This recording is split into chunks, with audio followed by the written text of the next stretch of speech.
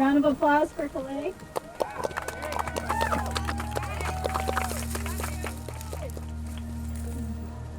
I did my part. I got it. I got mine because I wanted to protect myself and my family. Ultimately, I did it because I was terrified that I would catch COVID again and die. My happy, predictable daily life came to a screeching halt. I can no longer cook, clean, or even pick up and hold my baby for too long before my body begins to shake uncontrollably or is thrown into excruciating amounts of pain. My quiet life has suddenly become very public. And with that has come so much ugliness and bitterness from people who know just the surface of what's happened to me after this vaccine. I have been called a liar and a fake, and have even been told by the ER doctors that this is all in my head. I'm hoping to share my story in an effort to give others going through what I'm going through a voice and to show them that they don't have to be afraid. So for everyone suffering, for everyone being pushed, guilted, and frightened, I see you, I hear you, I believe you, I love you. I love all of you because that is the only thing that is going to get us through this. Thank you, guys.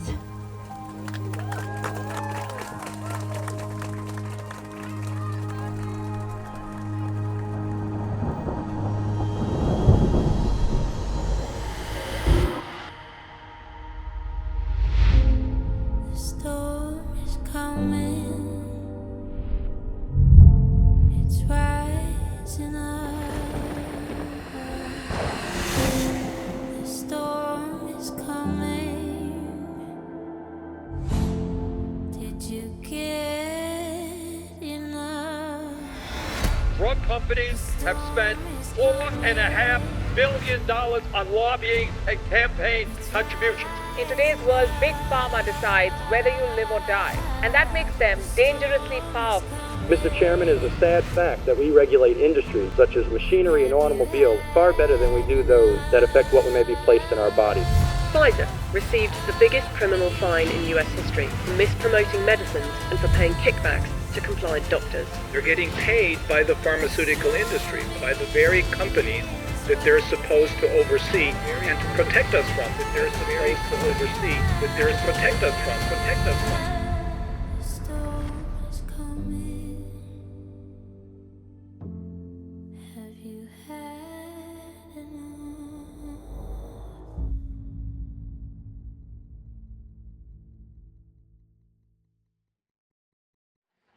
Well, as far as doctors go, you've certainly seen the best. The best don't exist anymore. The best are dead. Well, I don't know about that. You're the exception, Harry. I didn't mean you.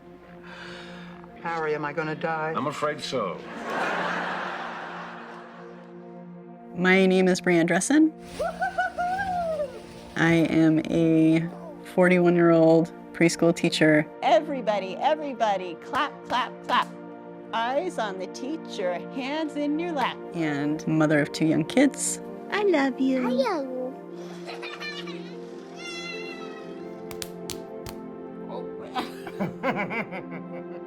I met Bree in college when we were both at a climbing gym at an outdoor club event. I saw her climbing with a friend and I thought she was really cute, and we got to talking and set up a time to climb outside together, and a little while later started dating. He was really kind of a quirky guy when we met. That's the world's greatest dad. Even though he was very structured and regimented, he still would go jump out a plane with me and go skydiving or do all these weird trips. Anytime we could be outside, that's what we've always done. I married my best friend, I really did. We have a saying in our relationship, and it's no matter what. I choose you, you choose me. As long as we were together, we would get through everything. No matter what.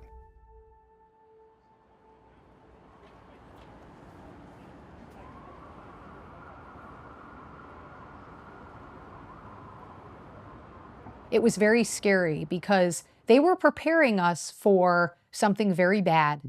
U.S. health authorities tonight say there's no doubt we'll see more of this. Americans sick with the coronavirus who need to be kept in isolation. I had never been in that circumstance before, so part of the preparation was some of us were elected to go to Rochester to do mass casualty training. Yeah, I would say it was pretty terrifying to need to be in close proximity with patients that might be giving us a disease that could potentially be fatal. The clinics closed, the operating rooms closed. Hospitals just became emergency rooms. I've been through 9/11, Metro North disaster, flipped over tour buses. This is absolutely the worst. As a physician, I certainly have a little bit more medical knowledge than some in the lay public, but everyone was instilled with fear. So was I. Tonight, the death toll nationwide has now reached more than 16,000. During COVID time, I became a news junkie.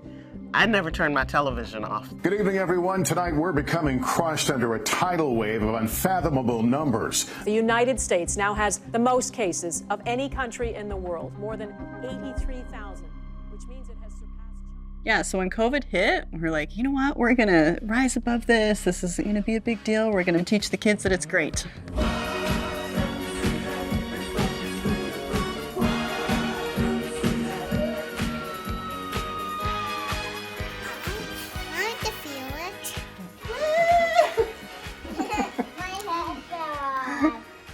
So the kids were stuck at home and they hated learning from me, even though I was a teacher. Nothing's happening. What's happening? Nothing's happening. It smells like brown sugar. Let me smell this other. How did you get on top of the car? But we really wanted to make the best of it, right? I mean, it was 2 weeks to flatten the curve. Infectious disease experts call it flattening the curve. Should this fail, people in this country, perhaps people you know, will unnecessarily die in a system that can't. Stay home for 2 weeks, right? That's where it all started. Brianne actually went out and collected N95 masks and took them to the hospitals so that the staff would have masks to protect themselves as they were treating COVID patients. We wore masks everywhere we went. We used hand sanitizer. We stayed away from everybody. You know, if the CDC said do this, we did it. Today I want to update you on the next stage of this momentous medical initiative. It's called Operation Warp Speed. Dozens of pharmaceutical companies and biotech firms now working simultaneously on a cure. When a COVID-19 vaccine is made, it'll be big news. Dozens of companies in multiple countries racing to be the first to create a COVID-19 vaccine. Pfizer could soon take a critical role in the COVID-19 battle. Moderna is performing the first human trial for coronavirus. AstraZeneca says it's enrolling 30,000 Americans in the late-stage clinical trial and another 20,000 outside the country. In your hands will rest the final success or failure of our course.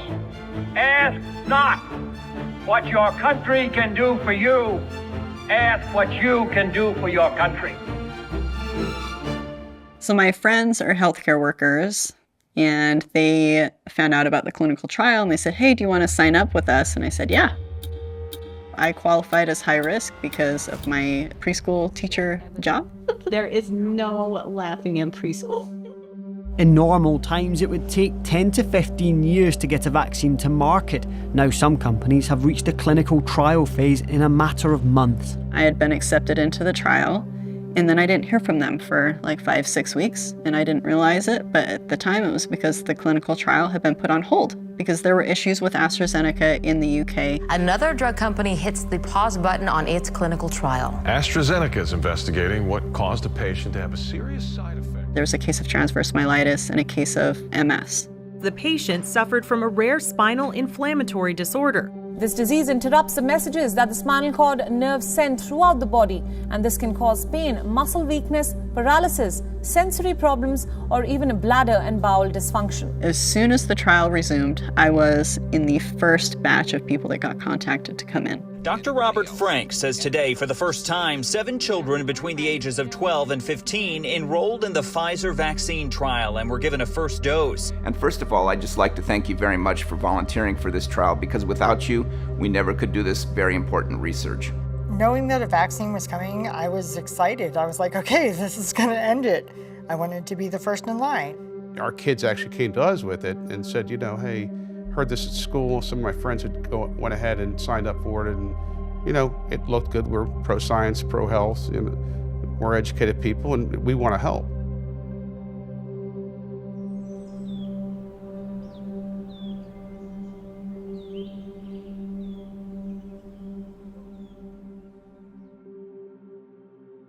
My name is Maddie DeGarry. I'm 13 years old. I used to do a lot of sports, but like before I got sick, and yeah, I don't know what else to say. So what are the possible known risks? First, as I mentioned, is the reactogenicity from the vaccine.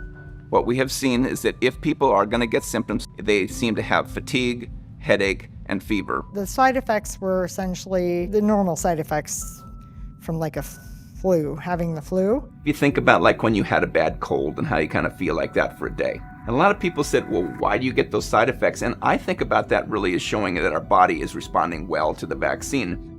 Right now I'm feeling pretty good, but even just a few minutes ago before I had a snack, I was like, holy cow, this does not feel right. But I don't know, I'm feeling a lot better now. My arm's just a little bit sore. Yeah, that's about it. My ears were ringing for a little bit. I had a little bit of a headache, but the snack fixed it.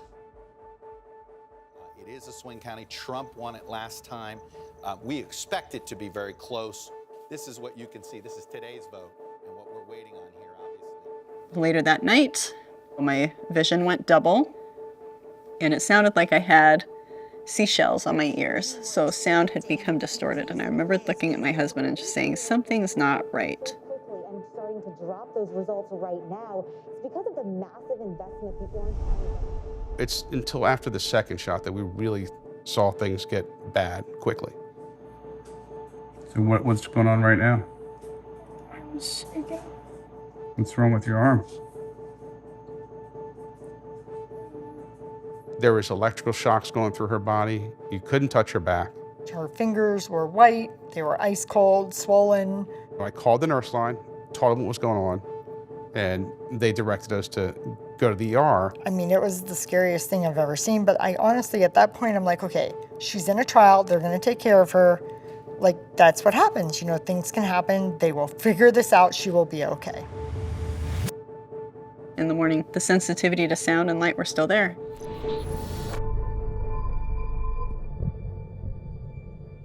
And that was the last day that I taught. The first thing we did, because the contract said, you know, if you experience any problems, call the test clinic, right? I run her back up to the test clinic.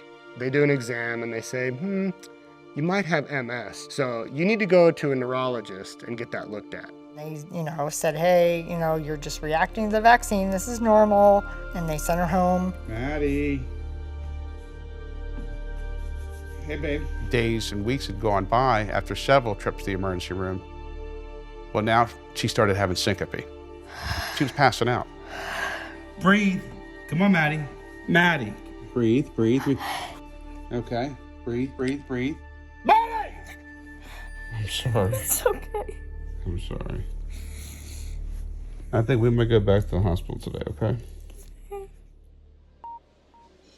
My blood pressure is off the charts. My heart rate is off the charts. My skin felt like it was on fire. My body was on full-on attack mode.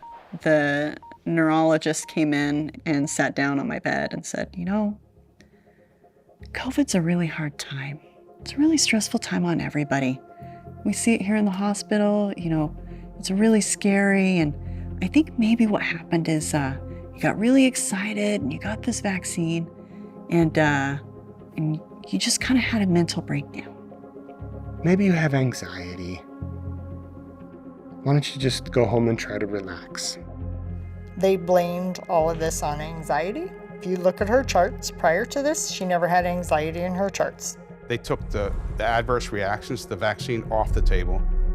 Not another visit from Children's had said COVID-19 adverse reactions. So I was sent home after a diagnosis of anxiety due to the COVID vaccine. Oxford University, partnered with AstraZeneca, is expected to release results of its trials shortly. Sources say it could even be the first to be rolled out. Today, the Oakland Coliseum will become one of the largest mass vaccination sites in California. Any way out of that situation was positive. I dropped everything and ran as quickly as I could and got in line. I thought I was really doing something, you know, that I happened to be one of the first. I just figured that as Americans concerned about others, we would just do it. My dad's 60 years old. He's not in the greatest health. Everybody has somebody that relies on them. I would have been devastated should I have gotten sick without trying to prevent something. You know, we all get this wonderful vaccine, we all move on with our lives, and we're done. 6,000 people can be vaccinated here behind me on a daily basis. They don't even have to get out of their car to get their shot. After the first shot, as soon as I pulled out onto the street, my entire face just started tingling. My face started burning and my vision became a little blurred. I started getting a headache. It was just a very odd headache. Never had a headache like that before. Then that pain began coming back up into my chest area. It literally ripped down my arm. I never felt anything like that in my whole life. I started feeling tremors, twitching, like it was vibrating inside. I guess the best way to describe it was like a cell phone inside my body, buzzing and zapping. I knew I was blacking out, and there was no way to stop it. Burning in my rib cage, spine, pain in all my joints. My hips felt like somebody had a ratchet strap around my waist, getting tighter. I remember kind of coming to, sitting on the couch in our office, wondering why I'm shaking so bad. 2 hours after the vaccine in my left arm, the tremors started. 36 hours later, had nausea, vomiting, and then started having trouble breathing. The chest pain started and my heart rate shot up. It was really, really high. I was like on the floor, like nearly having a heart attack. My feet went numb, my hands went numb. I could not feel my hands or feet. My legs were tingling. I could feel my body and everything shutting down. I tried to stand up and my legs wouldn't move. And then I pushed myself off the table and then fell. No response from my legs. You know how when you hold a baby up and if you let that baby go, how they just, that's what happened. 2 o'clock in the morning, just before 2 o'clock, I woke up and I couldn't move at all. I can't feel my legs. I can't feel anything. I realized at that point something bad was happening. So this started out with tingling in my arm the day I got the shot. So it was pins and needles in my hand the very first day. And then it turned into blurry vision, so I couldn't see straight. The symptoms just kept stacking. Felt like I had acid going up and down in my veins, and it fluctuated with my heart rate. Right now with my problem, I have to sleep, and I have to sleep a lot, and it's really, really hard for me.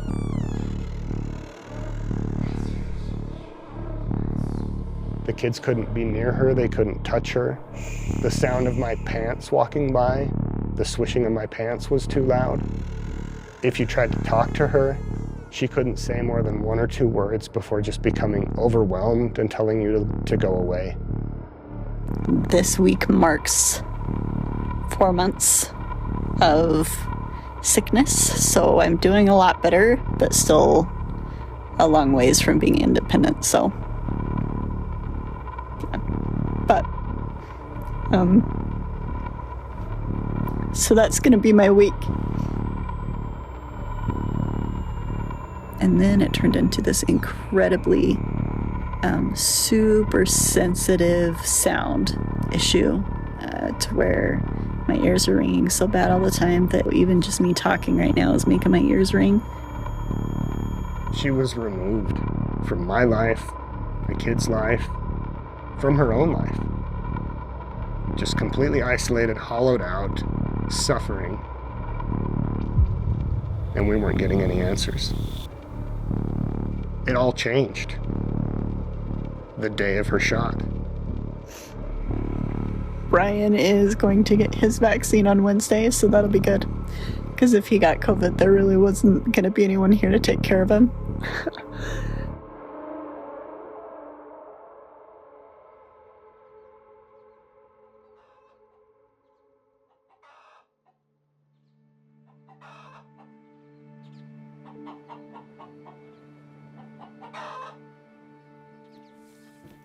We'll just give a good old Nick.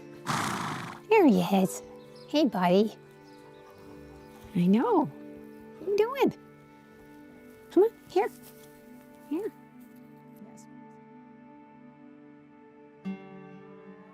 Late February, early March, that's when we really started seeing odd things in the emergency room and in the hospital wards. An alarming new study out of Harvard confirming an increase in heart attacks among young adults. We're now sometimes seeing upwards of 7 heart attacks in our emergency room in a month's time. And it was after vaccination rollout, not before. What I was seeing was a lot of patients who were coming in with brand new arrhythmias. They had never had an arrhythmia before. Like 20, 30-year-old people, perfectly healthy, no comorbidities, very active coming in, and they've got blood clots, just like multiple ones. And then you'd look at their chart and there's no reason for this to happen. But when you go to their vaccine history, sure enough, you'd see, oh, they took the shot a week ago. They took the shot 2 weeks ago. Every single one was like that. So our hospital system is a vaccination center.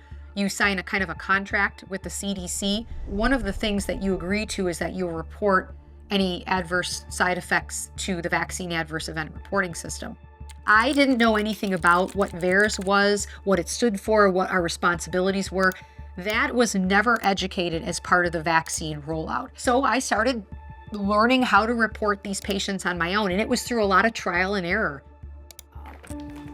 This is a tote bag of all of my patients.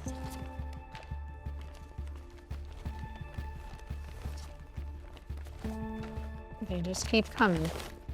But all of these ones here are the ones that I have officially reported. This stack of patients are patients that still need reports to be done. I would say there are close to 200 patients in this stack. So when my hospital told me I could no longer report on patients that weren't my own, I had to stop reporting. From what our risk team is telling us is that really you can only be reporting on the patients that you are providing direct care for. And I said, well, are you going to tell the providers that this is their responsibility? Are you going to send out some email, do some education? No. But I said to them, you're a vaccine center. You signed a contract with the CDC that said you will assure that reports be made. You're not doing that. We do, on some level, need to kind of sort of, for lack of a better way of saying it, we sort of, we toe the company line. That's part of our responsibility is to be, is to be supporting the mission of the organization. And when we think that we're... It's really sad. And many of them were COVID positive patients that were fully vaccinated that went unreported. Some of them are deaths. And it makes me very sad that all of these individuals are never going to have a voice, because that's what this represents, no voice for them.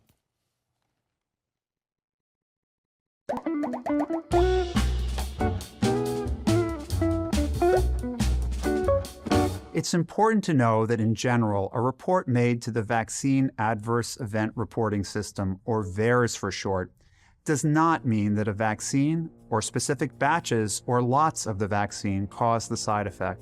If you've had a reaction following vaccination, contact your healthcare professional and report it to VAERS at vaers.hhs.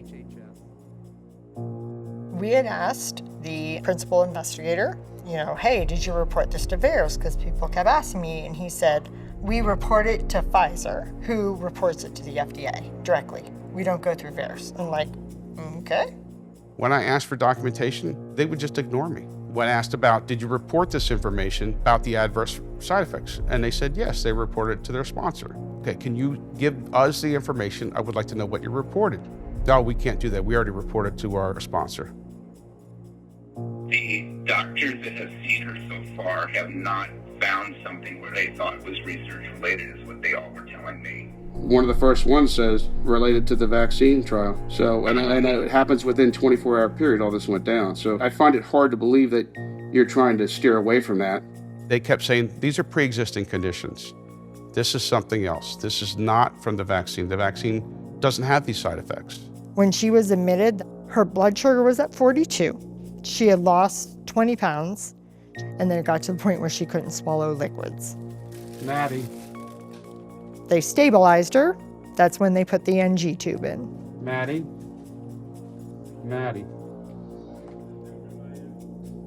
We kept begging and pleading, get us some help. Help didn't come.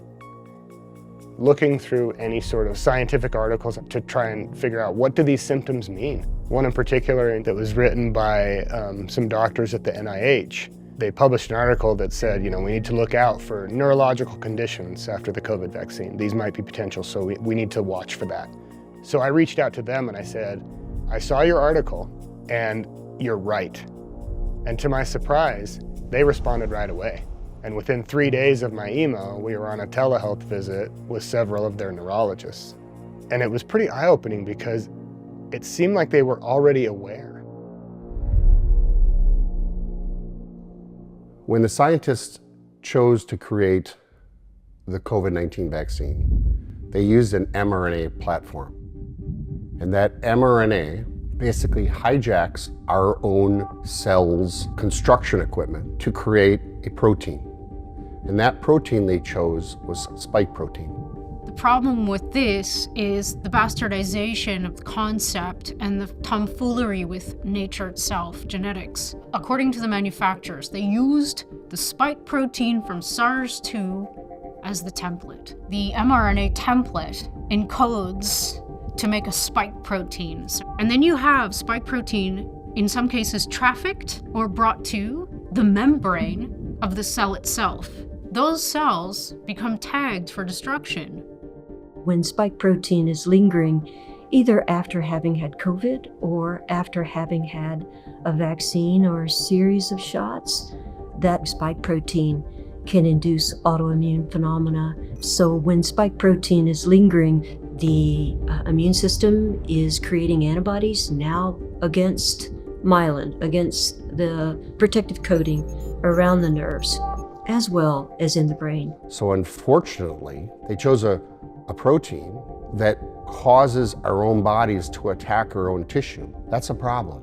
That's called molecular mimicry. Perhaps my condition is from my own immune system responding to that mRNA vaccine and thinking my spinal cord was either COVID-19 virus or COVID-19 virus infected cells and attacking it, demyelinating it and killing some of the neurons. There's no other way for the body to see that protein as anything other than foreign.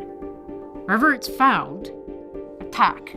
All the COVID vaccines that are available in the US cause the body to make the spike protein. And we did see the same injury happening for Johnson & Johnson, for Moderna, for Pfizer. We began seeing a deluge of new multiple sclerosis patients, other demyelinating disorders. Usually in these patients, it is not one symptom. They have a multi-system complex disease. The neurological system, the lymphatic system, the hepatological system, respiratory system, every system we have is being affected. There's immune dysfunction. It's basically immunological haywire. MIS, multi-system inflammatory syndrome. Basically, it's the pro-inflammatory branch or part of the immune system out of control systemically. So you get symptoms occurring, I'll call them symptoms, in many different parts of the body all at once. I need this out, I can't do it. When I asked my neurologist, do you think my transverse myelitis is related to the COVID shot? Quote, Joel, I don't want to get involved, end quote. When I brought up the fact, well, what do you think about the vaccine? Because that's the only variable. I said, no, it's not the COVID vaccination. The vaccination is safe. I literally laughed and said, girl, this is all in your head. I was brought in, given a room immediately, and told that I had had a heart attack and that I may have to have surgery. Hour and a half later, a nurse came into the room and said that there had been a horrible mistake and that I had had an anxiety attack. I was muffled, I was told I was wrong, I was told to go home, and I was told not to talk. Went to my family doctor that afternoon. He immediately prescribed me with vertigo and a severe panic attack. So they said, you know what, this is all in your head. So we're gonna get you all these antidepressants and get you out of this pain that you're making up in your head. And not only did that exacerbate my pain, but that made me go into the darkest hole of my life. There's an episode of The Golden Girls that addresses this. Dorothy all of a sudden finds herself extremely fatigued. She knows that there's something wrong with her. She knows that there's something different. I have heart palpitations. I can't concentrate. I forget things. Look, Dorothy, I don't believe you're sick. Now, you want to pursue this? You want to spend more money? That's fine with me. So Dorothy goes to visit a number of doctors in the show. I want you to see Michael Chang. He's a virologist on staff here at the hospital. And it was the same kind of thing that we're seeing now. She was told that she had a mental disorder. Don't take this the wrong way, but have you ever thought about seeing a psychiatrist? I have seen two. I think of that episode a lot because I see it all the time here. We have literally been told by doctors, if this were real, we would have been told by the FDA that this can happen. They aren't saying that, so this must not be real. There's people that have gotten diagnoses in their chart of anxiety disorder, functional neurological disorder, which is basically a medical term to say they're nuts, when really they have biologic, pathophysiological conditions that are just ignored.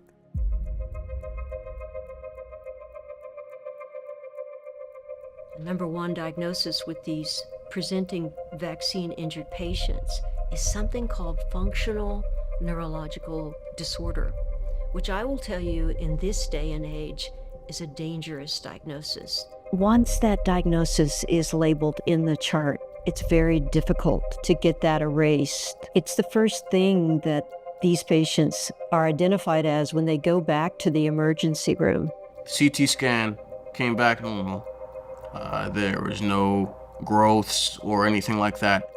And I went to see the neurologist. He had written in his record of my appointment with him that he had spoken with me at length about functional neurologic disorder, which had never occurred during that appointment. So they set me up with a referral to a well-renowned movement specialist in the city. And without even testing to see if I was experiencing high levels of stress or anxiety, she just said that functional neurologic disorder is typically caused by stress and anxiety. That's what's going on with you. Even my primary care provider, she diagnosed me with psychological conversion disorder. So once you are labeled with a diagnosis like that, it follows you from doctor to doctor to doctor to doctor to doctor, and there's no getting away from it. I made a decision very early on that I wasn't going to turn into a bitter person because of this. You know, because that'll just make it worse for everybody. And this is already a pretty terrible situation as is. This is not okay. You only had 2,000 kids in this trial. 1,000 of them got the vaccine. 1 in 1,000 is a lot. But talking to the doctors that I've talked to, I did write each one of them, and they're not telling me that they think it's research related. They kept pushing. It's just functional. It's just functional. When she had that officially put into her chart, it was the day before they submitted for the emergency authorization. The day before. Today, Pfizer announced its vaccine is safe and effective and generates a robust immune response against symptomatic disease in kids ages 12 to 15. I'm Ernest Ramirez. I'm the father of Ernesto Ramirez Jr. I raised Junior since he was a baby. I always felt that he was going to do wonderful things in this world because I was going to try my best to teach him. I didn't want to see my son sick. And in April, I took him to get the vaccine. 5 days later, my neighbor asked me if she could take Junior and her son to go eat and go play basketball. I gave him some money. I gave him a hug and a kiss. Told him to be good. They called me if he needed anything. That was the last time I spoke to him. My neighbor called me later on, screaming that something was wrong with Junior. So I raced to the park. They were loading him up on the ambulance.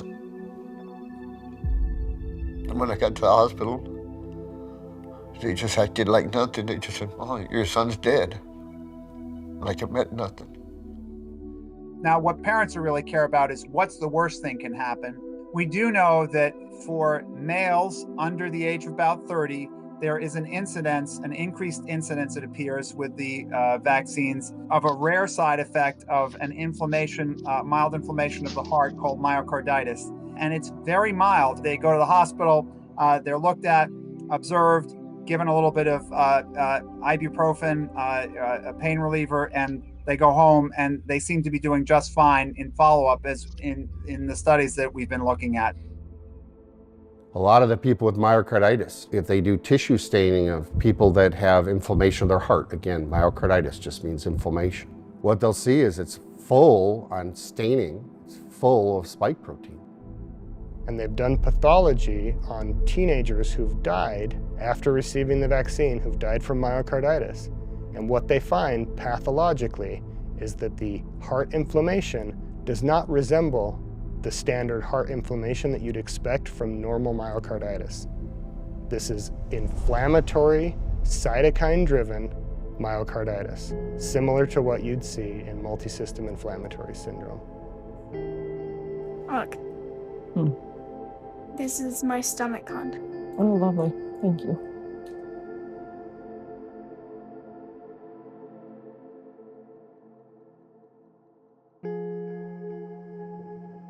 The second MRI was of her brain. And when she woke up, she could not control her neck. I'm here with you, okay? Maddie. Maddie, breathe. Yeah, I don't even, like, you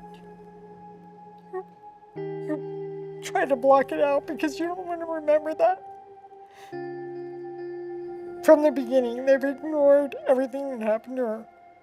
They acted like it didn't matter, like it was nothing. Maddie, you can breathe. Breathe. Maddie. Maddie. You think that if something happens, they're going to do everything they can to make sure that they figure it out. They did not do that at all.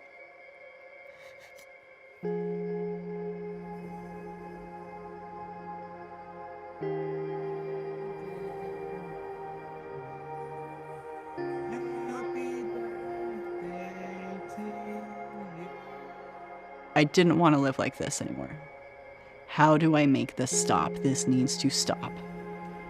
And I remember asking my husband, I was like, I need this to stop. Just help me make it stop.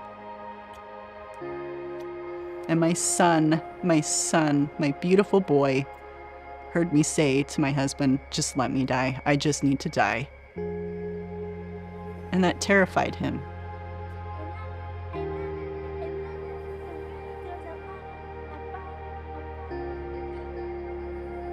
And as I lay in bed there thinking, oh my God, can I live like this? Can my husband live like this? Like, what if I'm in a wheelchair forever? Like, a normal person like myself was thinking of ways to kill herself.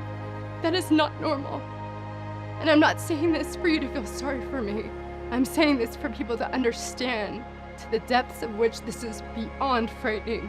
When nobody has answers, nobody has a lifeline, doctors have no idea, nobody knows how to help you. And when you do go for help, they tell you that you have anxiety and you're crazy and it's in your head. It was really hard to explain to my 8-year-old who saw me convulsing and not able to control my body. My husband had to sit on me to hold me still. He was terrified, and I had to try to tell him I was gonna be okay, knowing that I had no idea if I was gonna be okay. Like, is this gonna be my life forever? How much longer can I feel this sickness? Am I gonna die tomorrow? So you're trying to like make memories with your kids, but you can't even make the memories with your kids because you're so sick. What's the future, like 2 years from now, 5 years from now? If I even make it to 5 years. I felt that if this illness didn't go away quickly, I was thinking about ending my life. The symptoms were unbearable, and I've never been suicidal in my life. And in my mind, I'm thinking, for the world, if I die, everybody would be better off. My wife wouldn't have drive up there every day. She wouldn't have to worry about things. She wrote a letter to our son, trying to explain the love that she had for him, how she was proud of him. But when I read it, it was obvious that she was trying to leave him a message for when she wasn't here. I mean, to have your wife, the mother of your children, who was perfectly fine before, now get to this place where they're writing goodbye, have a good life, be the best you can be to their child, brought me to my knees in tears. That's the only reason she didn't write one to her daughter, because she saw that. I'll never forgive myself for what this has done to my kids, what I have done to my kids. A little boy should never have to worry about that.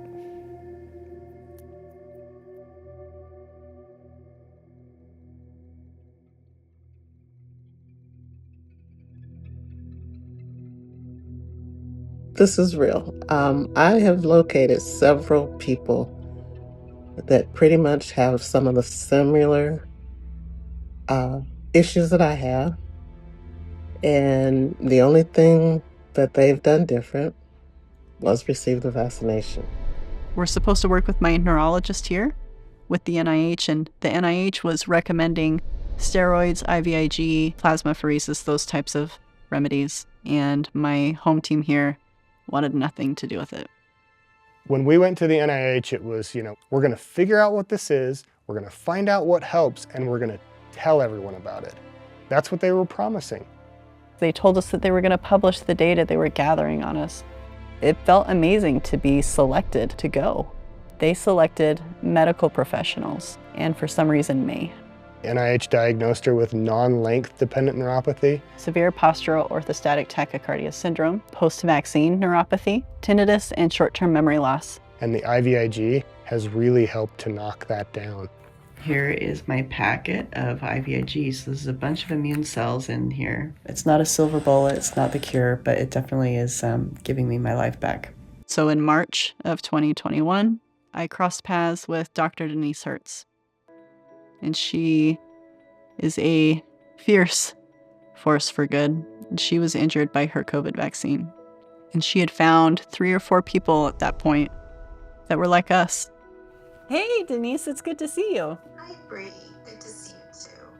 After my comment that I wrote in Neurology Today, and I started getting emails from people all over the world, several women in the United States contacted me, and Bree, I believe, was the second person to contact me. I'm expanding my diet a little bit, and I doubled my low-dose naltrexone dose, which was awesome. That is a magical drug. I've been on it now for over a month, and it's really helping me a lot. I wish I had started it a long time ago. And so she said, hey, let's exchange emails. So she put us all on this little email string together, and we were all relieved to be there together. Our lives never would have collided in any way if we hadn't become ill. We live in different states and all different walks of life. So it was really amazing to be able to finally connect with even just a few people that knew exactly what I was experiencing. I finally connected with them. Bree was one of the ones that I connected with. It was April or May, and she was terrified. She was scared, her daughter was in the hospital, and my way of helping her was to listen to her. And I stayed on the phone with her countless nights while we both cried about what was happening to Maddie. We commiserated, we laughed. We have a lot of really dumb inside jokes now. Actually, I found a family. There's a core group of us. It's not a day that we don't talk. It's not a day that we don't type to each other. As time went on, the group continued to grow, and it got bigger and bigger. So Denise and Christy Dobbs set us up in a Facebook group. People started telling me, hey, there's a group out there of other people like you. And I joined it. She said, okay, we have a group with a whole bunch of vaccine injured people. And the Facebook group got really big really quick. And before we knew it, we needed another Facebook group and another. And then there were thousands of us. At first, when I joined these groups and I started reading through everything, it was a bit overwhelming to see how many there were on there, and how many symptoms there were after the vaccine. These groups are pretty much the only help that people are getting.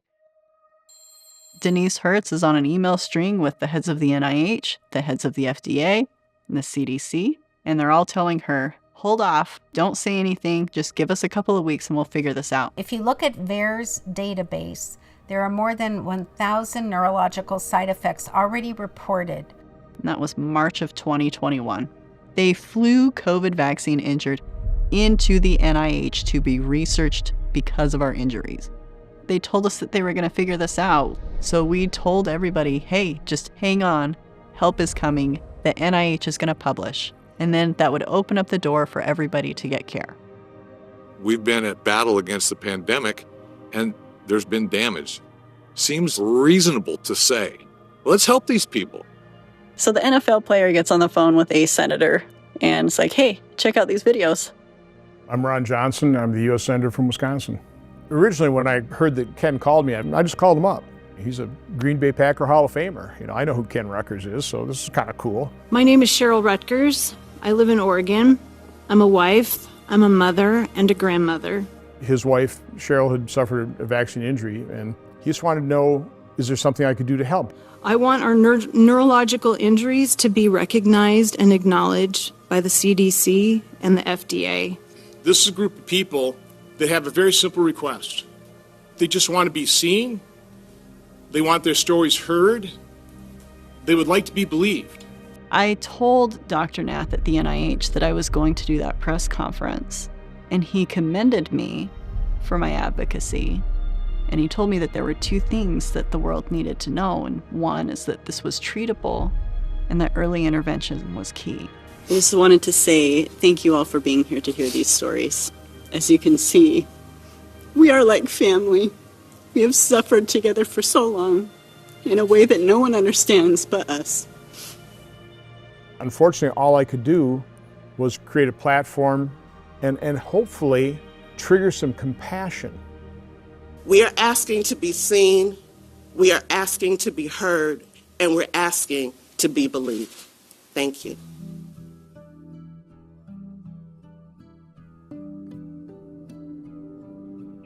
Thank you for calling.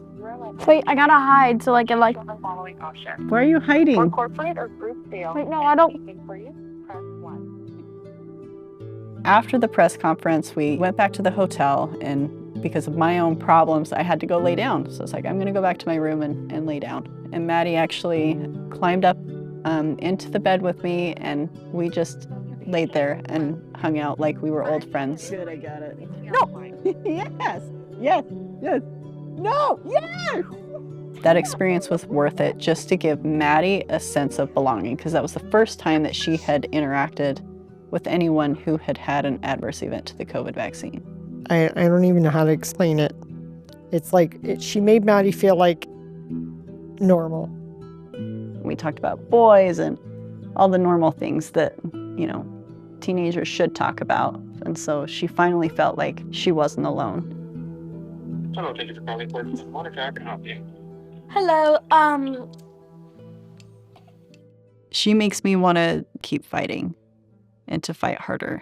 Fox hosts aren't the only prominent people giving anti-vax conspiracies a platform. They're getting help from one United States senator in particular, and that is Ron Johnson. I think the American public should be able to have informed consent when deciding whether or not to take a experimental vaccine one way or the other. Stay in your own lane. That's the message to Senator Ron Johnson after Johnson hosted a press event Monday with people who say they experienced negative side effects from the COVID-19 vaccine. We thought that the public would finally hear our stories and the questions would begin to be asked, the agencies would be held accountable, and we could all go back home and focus on healing.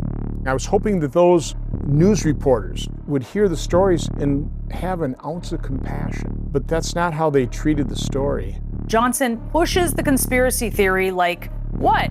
I'm just asking the question. Senator Johnson, misinformation. Senator Johnson's misinformation panel. And guess who was still invisible? The U.S. Surgeon General, Dr. Vivek Murthy, is appealing to the nation to fight misinformation about COVID-19 and vaccines. When it comes to misinformation, not sharing is caring, unlike what many of our moms taught us. So within 24 hours of that first press conference that we had in Milwaukee, Facebook shut down the first of our vaccine-injured support groups. As social media platforms step up their effort to crack down on misinformation about COVID vaccines, misinformation litter on Facebook and Twitter. It was very obvious that an all-out assault had begun on us on mainstream media. Vaccine misinformation, lies about vaccines. Disinformation is one of the biggest challenges in getting people vaccinated. Social media as well. Well, the company is taking down anti-vaccine videos and banning major accounts. And within the next 5 days, they found another one, and they shut that one down. The company reports it's now banning all anti-vax videos. So we are regularly making sure social media platforms are aware of the latest narratives dangerous to public health. With social media platforms, the censorship started immediately. It was merely me telling my story, and they were saying it was misinformation. Even if it's me saying my daughter's own personal experience, then it is fact-checked and it's false. This is a responsibility of officials speaking, of course, on behalf of the government. It's a responsibility of members of the media. Mainstream media is not disclosing these injuries, and that's intentional. While Facebook says it's working hard to fight misinformation, removing 18 million COVID-19 falsehoods so far. And to be told that your life story is false information, how would that make you feel? We're dealing with a life or death issue here, and so everybody has a role to play in making sure there's accurate information. So if you're ever wondering why you're not seeing vaccine injuries in the news, well, it's a multi-layered issue. It's important to take faster action against harmful posts. As you all know, information travels quite quickly on social media platforms. They get threatened by health officials, university institutions, medical institutions. We engage with them regularly, and they certainly understand what our asks are. These support groups are a lifeline for people. This is all that they have. Good afternoon, wherever you're located. Thanks. If everyone wants to just introduce themselves, it might be helpful, and then we can introduce who's on from the FDA. After we got these meetings set up with the FDA, thankfully through my home senator here, Senator Lee. So I'm Peter Marks, Director of Center for Biologics. Peter Marks, head of biologics, is the guy that is supposed to evaluate the safety and the efficacy of these vaccines. As you can tell, we've got thousands of people that are having issues with the neurological side effects to the COVID vaccines. We're currently involved with research at the NIH, but the research at the NIH has been kind of mired and slowed.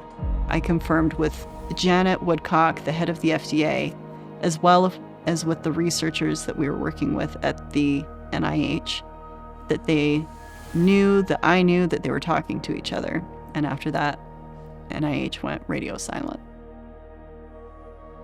I wanted to make sure that they got a perspective from medical professionals. One of these physicians is a critical care physician. She's trying to hang on to her medical license. I'm going to protect her identity. Thank you, Bree, for inviting me. And Dr. Marks, it's really wonderful to meet you. As you know, the physician community holds FDA guidance in incredibly high esteem. After the FDA communications about myocarditis came out, both the ER and cardiology teams were tuned to look for it. Our patient care dramatically improved, all due to the FDA advisory. They disclosed myocarditis to the medical community, and the medical community was given the green light to actually identify myocarditis and look for it and help their patients, and also report myocarditis. So the FDA is not naming additional adverse reactions to the vaccine because the passive surveillance systems aren't displaying it. But the passive surveillance systems aren't displaying it because physicians are blinded to the adverse reactions in their patients and thus aren't reporting them. And it's resulted in a negative feedback loop.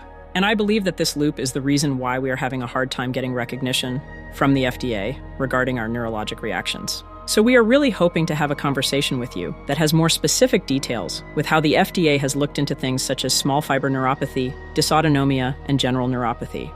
It's not like we can just cluster neurologic symptoms in general. So is the majority of folks with this, is it dysautonomia? What would you say are kind of the top three? It doesn't have to be just one, but what are the top couple of things that you think we should be looking for? It is obvious from that question they have not looked specifically for any of these things. There's 88 distinct search terms on VAERS when you curate to indicate a neuropathy, so I'm hoping we can look at all of them. Yes, please feel free to send that to us. Yep, that would be helpful. Ask a preschool teacher and a critical care physician for 88 terms of neuropathy. We'll hand it over. We'll get that to you. You know, in the meantime, I hope that things get better for you both, and we'll continue to look into things. Thanks.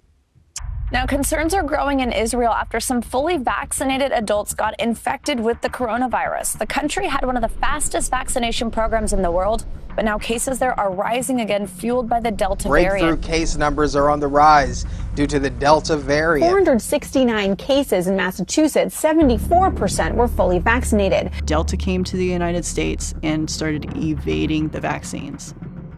The first question is, why isn't the United States looking in our own backyard for our data? But they were. They just weren't telling us what it said. I've been working with healthcare claims data for over 25 years, and the data that I do have access to, which I'm really grateful for, is the Center for Medicare and Medicaid database. This database is so huge that it covers nearly 40% of the United States population, and I started to feel like I was the only one looking at it, because I think I was. 80% of the vaccinated over 65 population, an estimated 71% of COVID cases occurred in fully vaccinated individuals.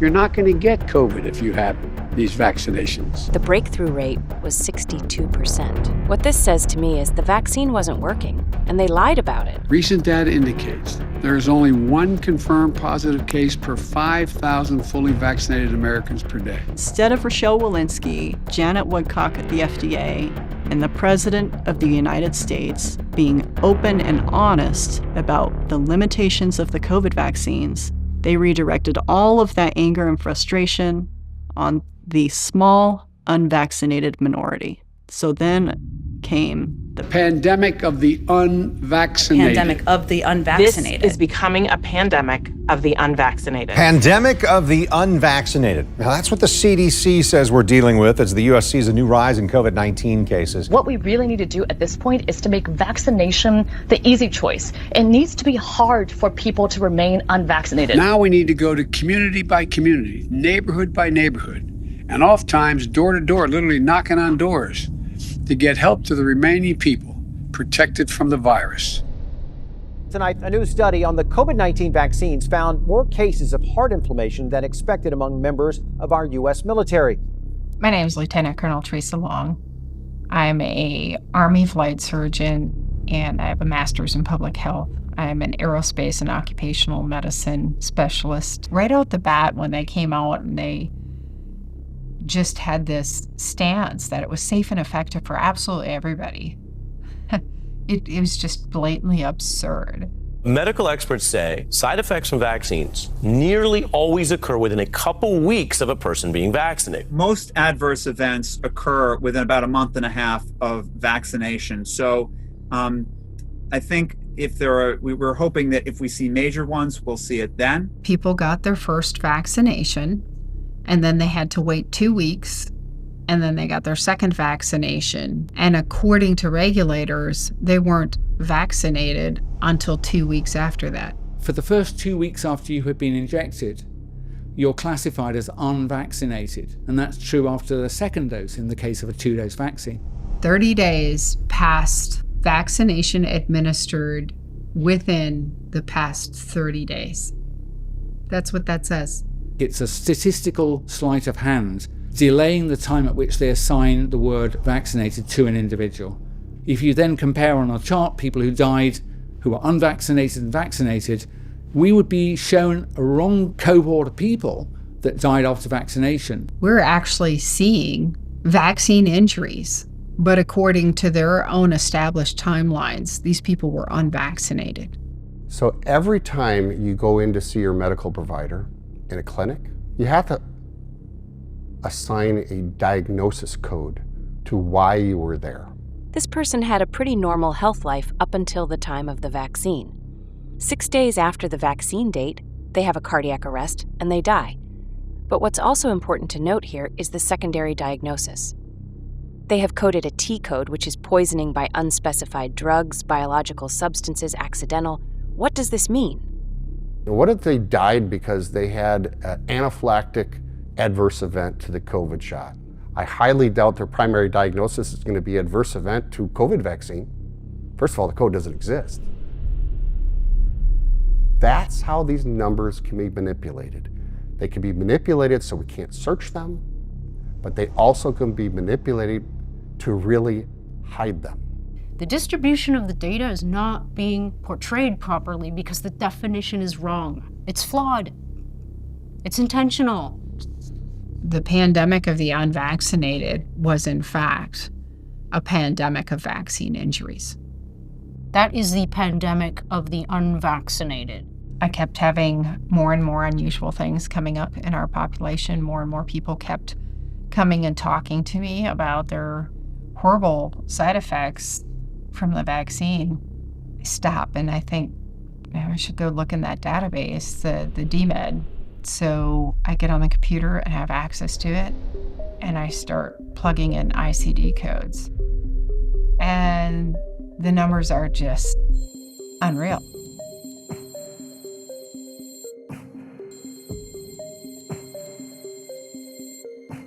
So I call Lieutenant Colonel Pete Chambers. My name is Pete Constantine Chambers, retired Lieutenant Colonel, United States Army Special Operations. I was also a flight surgeon with the United States Army Green Berets. When I lost the ability to go to my command, I went to a congressman. I went to 2 congressmen. I went to 3. Nobody wanted to talk about it until finally Senator Johnson came forward and said, I'm looking for whistleblowers. And I had been talking to Dr. Teresa Long, a Lieutenant Colonel, flight surgeon out of Fort Rucker, Alabama, and she said, look at the DMED data. Defense Medical Epidemiology Database. Look at that data. I pulled up the DMED data and went, whoa, neurologic events up 1,100% since the shots rolled out. 11x rise. The DoD data at this point, as well as the Medicare database, they both talk about how neurological disorders are happening at a much higher rate than myocarditis, and they still can't find it. Have not found a rate of transverse myelitis, for instance, that is higher than would be expected in the population. So this is transverse myelitis. So essentially 2021 had as many cases as the preceding 4 or 5 years before it. That's the main part of defining a safety signal. Is it out of the ordinary? I don't have the data to be able to make a connection yet. The average number of adverse event reports to VAERS over the past 30 years for all vaccines combined is 39,000, more or less. Compare that to 1.4 million reports. You don't have to consider it to see a deplorable safety profile. There's a database that exists in the government realm called the Social Security Administration Death Master File. And this file has roughly 90 million records in it. And it captures 85 to 90% of deaths in the United States. So what I did was compare each month for the prior 5 years. For these mRNA vaccines, there is incredible BS out there about like thousands of people dying, etc. That just ain't true. We are seeing right now the highest death rates we have ever seen in the history of this business. It's not just at One America. The data is consistent across every player in that business. When comparing the DMED data to VAERS and to other data banks around the world, to include actuaries from insurance companies, when you compare those, they virtually line up the same. I don't want to think that these things are so dangerous that they're causing this much excess and injuries in my fellow people. But it really, really looks like that's the truth. They continue to query the various databases, the large databases for neurologic adverse events, still have not seen a signal. You explain to me. Everybody explain to me. Regulators explain to me. Why is this not being investigated as a safety signal?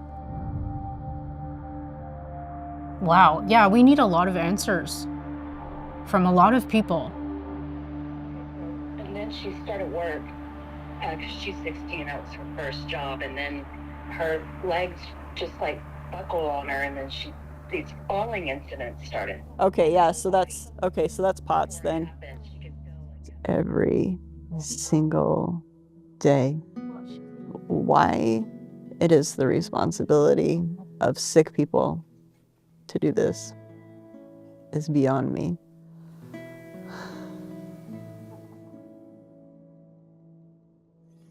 We've got desperate, scared people.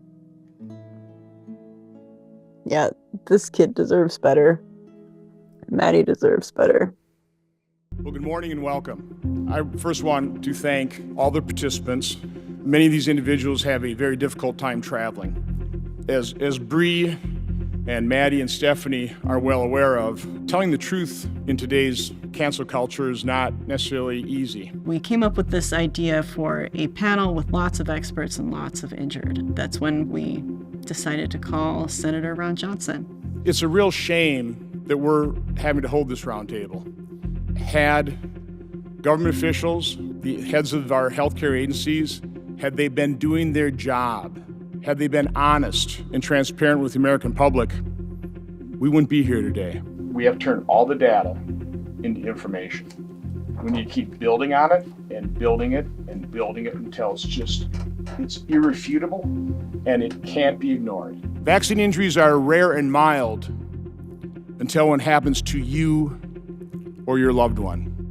First, take note that the principal investigator for Maddie's trial is the lead author for the New England Journal of Medicine article. We have now gotten the internal report that Pfizer submitted to the FDA explaining what happened to Maddie. The principal investigator paid by Pfizer says that he does not, quote, feel the vaccine is related to Maddie's injuries despite all of the medical records, initial emergency reports reflecting that it was the vaccine. Sorry that things are, sorry not fixing it, but you know this is related to the vaccine. That's what kills me. How do you say that it's not related? And we have the email that Peter Marks, Mr. Just a Minute, who's deciding on licensing COVID-19 vaccine, says, principal investigator says I don't feel it's related, done.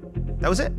That is your regulatory authority in action. In the EUA amendment, Maddie's adverse reaction was reduced to 5 lines that they claim was eventually diagnosed as functional abdominal pain. It's a stomach ache.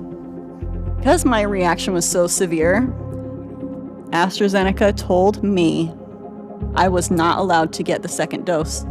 In the trial report, it says that no serious safety concerns were identified. They also go on to say that 180 people withdrew. 266 people experienced an adverse event leading to trial discontinuation. 56 of those were considered neurological. For us to make some kind of a statement publicly, we have to find the data in our database that says that in a group of vaccinated individuals versus a group of unvaccinated individuals, that we have some type of signal. Where's the unvaccinated background that they're using? Where are those people? Because he says they need them. How many studies do you run where you take the placebo group and give them vaccine too? After the end of May, we have lost the placebo group, so we cannot really say anything about the duration of vaccine efficacy after that. There's no more efficacy data, basically, after that. So they're not the control group anymore. Isn't that the purpose of a study? To have a control? Really? To have a control. But there is no control now. Well, you vaccinated everybody. No, but you're trying to do that to try to provide protection. Yeah, no, you think it's providing protection. You've erased your control group. You have no comparison. So it looks like anything that happens is just common and normal because you have no reference to compare it to.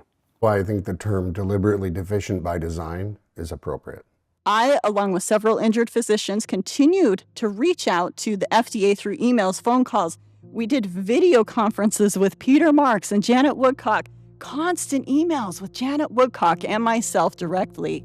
While the FDA was telling you to go get your shot, we were meeting with them behind closed doors about the COVID vaccine injured. Can you do me a favor? Could you explain to me a little bit more why they can't get medical care? I'm really trying to understand that. Until someone says, hey, it's okay to say there might be something wrong with this patient because of their vaccine, we're not going to get anywhere. We have literally asked and we have begged repeatedly for them to acknowledge these reactions. They're trying to do the best and not give you misinformation because we rush stuff. In the meantime, our lives are misinformation. They know that their lack of acknowledgement has created insurmountable barrier to our ability to receive medical care from doctors who rely on these agencies for information. Or until they have kind of definitive evidence that something is related, it will not go on the label. If you have this reaction, that reaction, Maddie's reaction, Doug's reaction, the government won't help you. The drug companies won't help you. Your medical teams will have no idea what to do with you. You are on your own. We invited our senators, heads of the NIH, the heads of HHS, the head of the FDA, the head of CDC. They were all invited. None of them showed up. They didn't even send a representative. Pfizer is forecasting $15 billion in revenue. The company's total sales reached almost $26 billion. The company is expecting to set another record this year. Now the FDA, almost half of its funding comes from pharma. So pharma pays to get a drug approved. Yeah, FDA is all about food and drug safety, and they've just looked the other way. They've ignored their own safety surveillance systems. Instead, what they're doing is they're covering for the vaccine industry, for big pharma. They won't allow the public to even ask the questions. If you look at the FDA, it's a revolving door with the boards of pharma. So somebody sits at the head of the FDA, and now they're sitting on the board of Pfizer. So you have this intertwining corporate interest at the FDA. Joining us right now is Dr. Scott Gottlieb. He's former FDA commissioner, and he also serves on the boards of both Pfizer and Illumina. Medical boards started coming after physicians' licenses if you so much as question what they're saying. How many of you personally have witnessed censorship, intimidation, or professional reprisal and damage as a result of your advocacy for patients? Why are they destroying these doctors? Well, they want to make an example of them so that nobody else steps out of line or starts asking questions or reports adverse events in the VAERS system. Methodist Hospital threatened their doctors. You cannot sign medical exemptions. You cannot talk about, you cannot report adverse reactions to these vaccines. If they put down that it was a vaccine injury, the physician, the corporation, the hospital, the clinic, they actually won't get reimbursed, so it gets labeled as anxiety. Transparency was likewise abandoned. Along with several colleagues, I had to file a FOIA request to obtain the Pfizer vaccine clinical trial data from the FDA. Instead of trying to figure out how to release this information, they appealed to the courts requesting 55 years. All this time, they're meeting with us. Obviously, you guys know that you have a huge stack of documents that have been mandated or required that you guys have to release them, and you guys are going through and you requested 50 years. So if you can imagine for the vaccine injured, that was like a big kick in the pants. That's not going to help here. I can just say that with absolute certainty, because that's not what's at that has manufacturing information. It has clinical trial information that will have to be redacted. The agency came back saying that it wanted 75 years to release this data. FDA supported Pfizer in their desire to withhold that trial information for 75 years or 100, a very long period of time, okay? And basically keep it hidden until we're all dead and gone. I don't think that you'd actually find the answer to the problems that are going on. They found their syndromes in there that they were told for months don't exist. There were nearly 26,000 reports of nervous system disorder. And you know what, it'll come out in the wash and you'll see, I don't think there's anything being hidden here. None of us are denying that there are potential vaccine injury here. No one here is denying what's going on here. I'm not denying that doesn't. I'm just so we step back. No one's denying it. Just so you understand. Right, so you guys know we exist. We know that you know that we exist, but the public doesn't think that you guys know that we exist. If this was a marriage, Peter Marks would have been divorced a long time ago. There is not a single promise that he is held up to. I got contacted by attorney Tom Renz over the weekend. He showed me the data that is being extracted from, what is the name of this database? DMED. It's the Defense Medical Database. They have noticed a very alarming increase in instances of certain conditions compared to a 5-year average. Senator Johnson, to the camera, he says, The Department of Defense, the Biden administration is on notice. They must preserve these records, and this must be investigated. less than 24 hours, the system went down.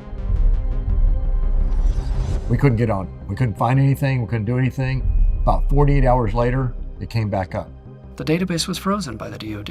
And then the next week, all of a sudden, all the previous 5 years' number came up. What they did was they took this data that went up 1,100% and they just brought all this data up like this, to match. So it looked like there was no real change.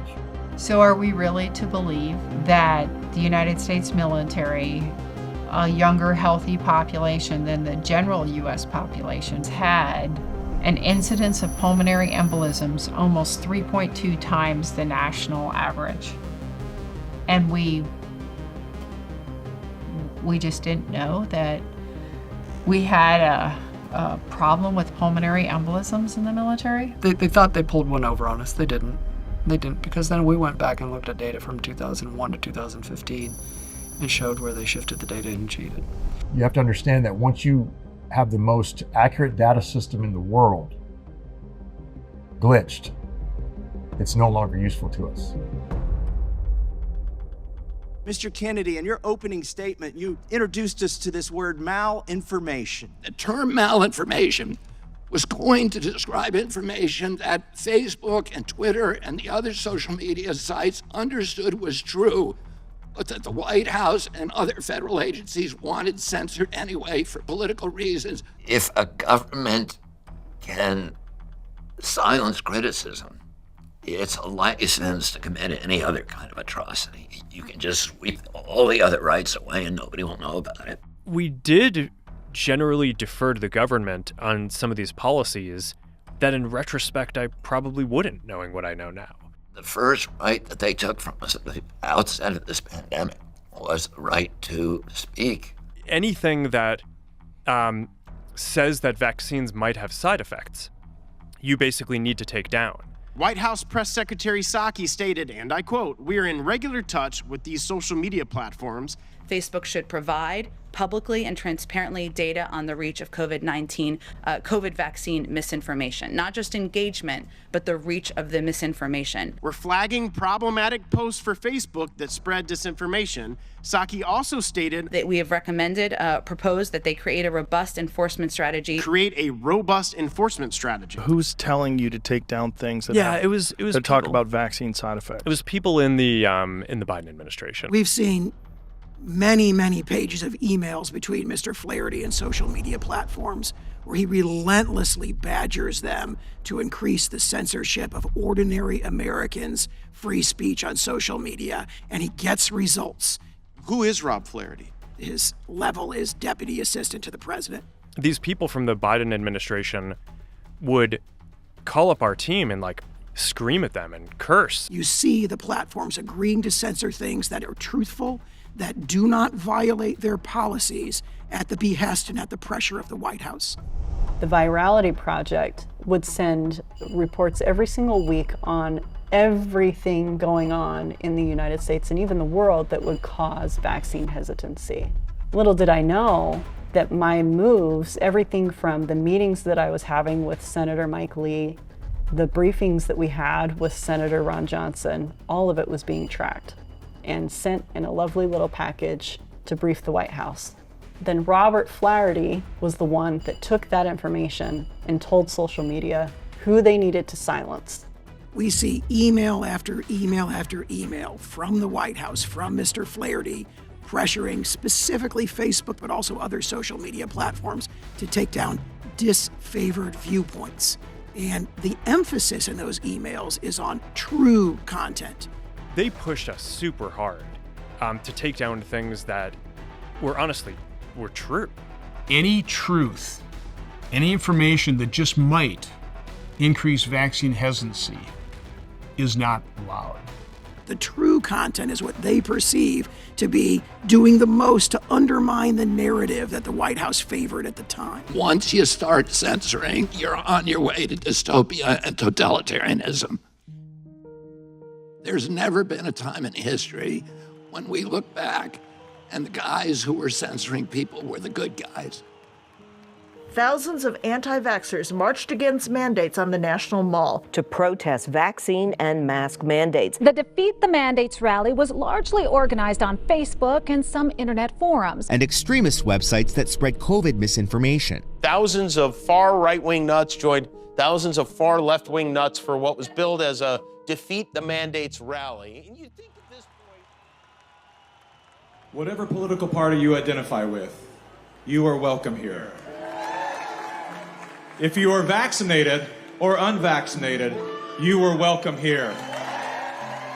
Thank all of you for coming out today to stand up for our children and for the United States Constitution. We were invited to attend and present at an event in Washington, D.C. All of the vaccine injured that came to that event, we all had been carrying this burden of hate. As much as all of us thought we had been letting it roll off our backs, we didn't realize just how much of that we had been hanging on to. That's when we launched React 19. The team of injured people at React 19 saw my story and reached out. I broke down in tears as I realized I wasn't alone in the search for answers. That was when I met this beautiful group of people behind me. Look them in their eyes. Acknowledge their suffering. Admit this is real, not just rare. It was the first time since this whole thing started for me that I was met face to face with people that believed me. All of that hate that we had been absorbing for months, it melted away. And in that place, it was just replaced with love and respect. For once, someone actually could see us for who we really were. Please consider giving generously to React 19. 100% of the funds raised will go directly to the COVID vaccine injured for their medical expenses.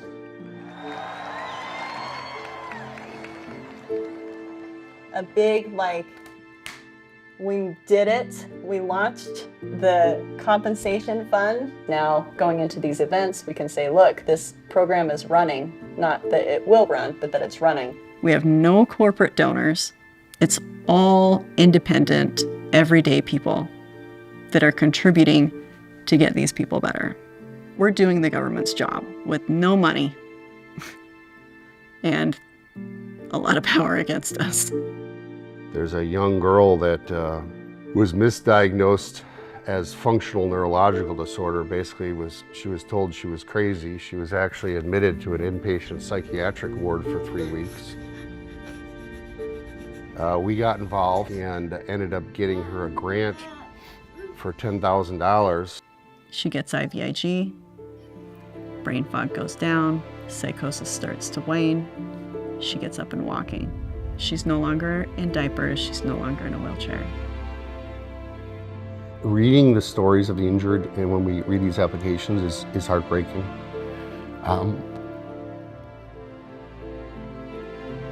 Reading the stories of the injured kids, it's the worst.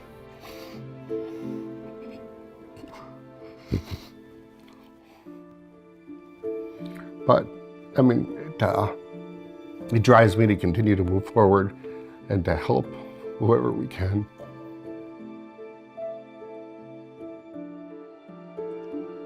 Hello? Hi, this is Brianne Dressen. Hey, thanks for returning my call. It's just horrible. I don't know what to do. Everything is gonna be another nightmare of 5 years. I'm Searching sorry. for help, but I don't have that. Let's get you some of your life back, okay?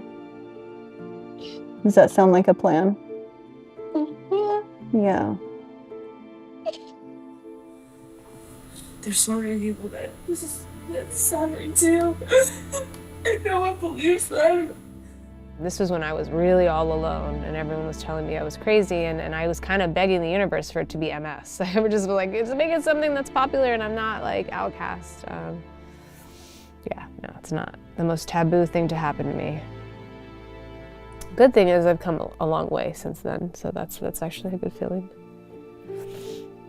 I actually know what's going on in my body as opposed to thinking it's all in my head and I'm a crazy person.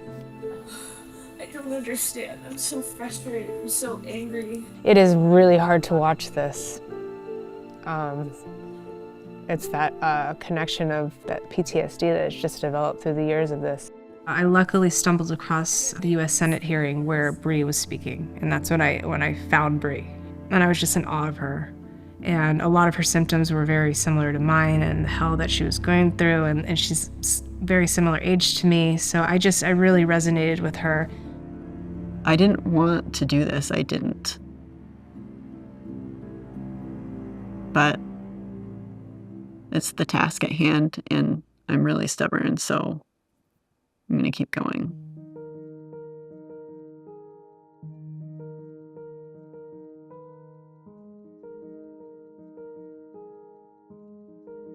After a year and a half of struggles and meeting with the FDA, giving them data, going back and forth, and mountains of empty promises, we had a bunch of injured come to Washington, D.C. They paid their way, they sacrificed their health to be here.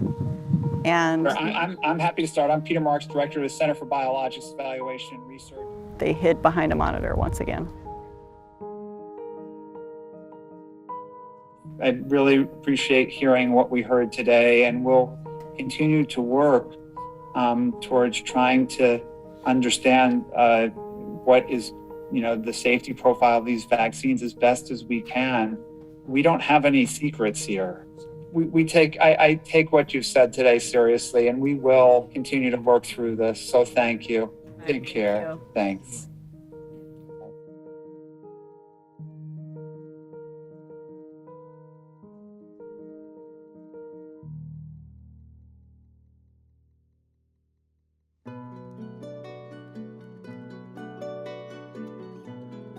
I would like to begin my testimony by detailing the difficulty of its drafting.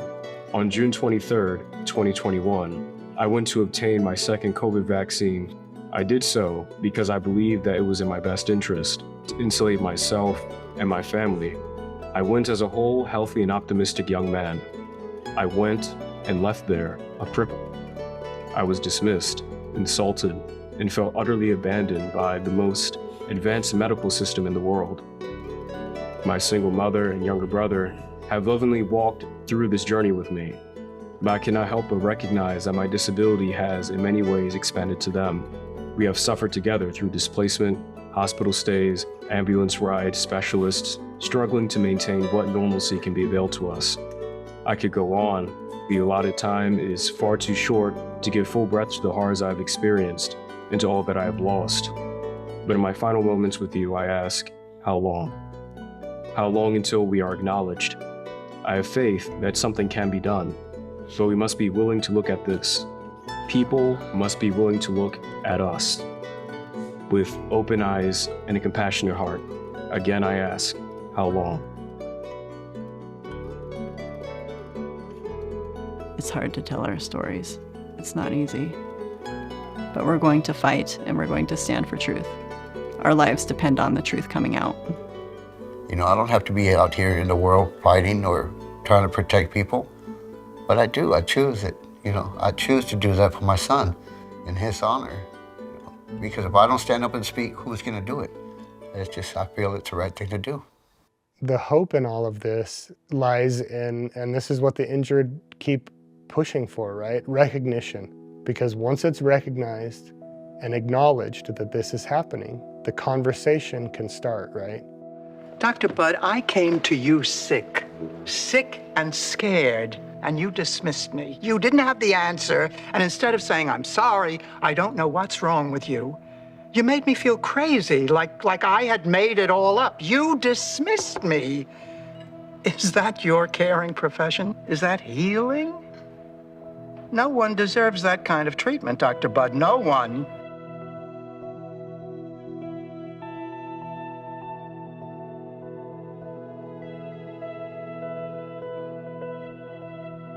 If you look back on all of this and people say, well, why did this happen? What's going on? The easy answer is if you want to know what's going on, follow the money. But if you want to know the truth, look at who's being silenced.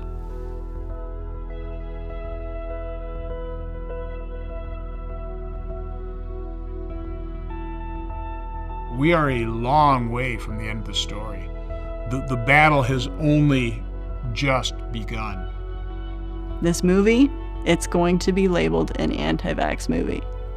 Anti-vaxxers, trying to gain momentum, trying to kill people, murderers.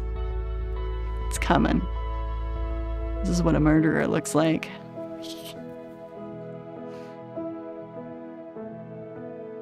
I want to go back to what I call normal life. Wrap my arms around my kids, tell them I love them, joke with them, skip rocks on a lake, color with them, sing with them, make them food that they'll complain about and not want to eat. We have a saying in our relationship, and it's no matter what. Through all the struggles and trials, at the end of it, it would always come back to, I choose you, you choose me, no matter what. You know, someday, Dr. Budd, you're going to be on the other side of the table. And as angry as I am, and as angry as I always will be, I still wish you a better doctor than you were to me.